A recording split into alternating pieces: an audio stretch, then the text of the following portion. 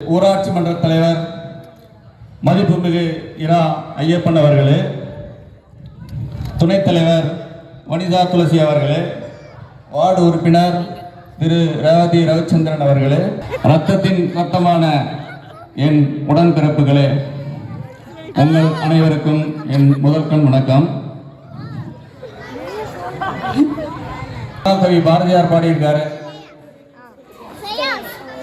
இந்த ஆண்களை விட பெண்கள் ஏன் சிறந்தவங்கன்னா,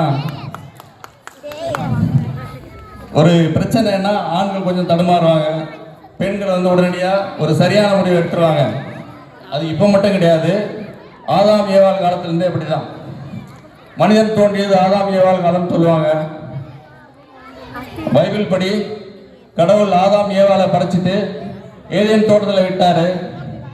அங்கே இருக்கிற அத்தனையும் உங்களுக்காக படைக்கப்பட்டது, நீங்கள் சந்தோஷமாக இருக்கலாம், எல்லாமே உங்களுக்கு தான் சொல்லிட்டு இந்த ஒரு மரத்தில் இருக்கிற பழத்தை மட்டும் சாப்பிடக்கூடாதுன்னு சொல்லிட்டு ஒரு பழத்தை காமிச்சிட்டு போயிடுவார். ஆதாம் ஏவாளை மிக சந்தோஷமாக எல்லாத்தையும் சாப்பிட்டுட்டு இருப்பாங்க. பாம்பு உருவில் வருகிற ஒரு சாத்தான் என்ன பண்ணும், அந்த மரத்தில் இருக்கிற பழத்தை சாப்பிடுங்க, அதுதான் ரொம்ப சிறந்ததுன்னு சொல்லுவாங்க. அதை ஆதாம் என்கிற ஆண் என்ன சொல்லுவார்னா, கடவுள் பேச்சை மீற மாட்டேன் அப்படின்னு சொல்லுவார். ஆனால் ஏவாள் என்கிற அந்த பெண் தான் துணிந்து முதலாக ஒரு முடிவெடுப்பாங்க, அந்த பழத்தை சாப்பிடணுன்னு. அதுக்கப்புறம் தான் இந்த உலகத்தில் பெரிய மாற்றங்கள் வந்தது. அதனால் இந்த உலகத்தில் ஒரு திறமையான முடிவெடுக்கக்கூடிய திறமை யாருக்கு இருக்குன்னா ஆண்களை விட பெண்கள் தான்.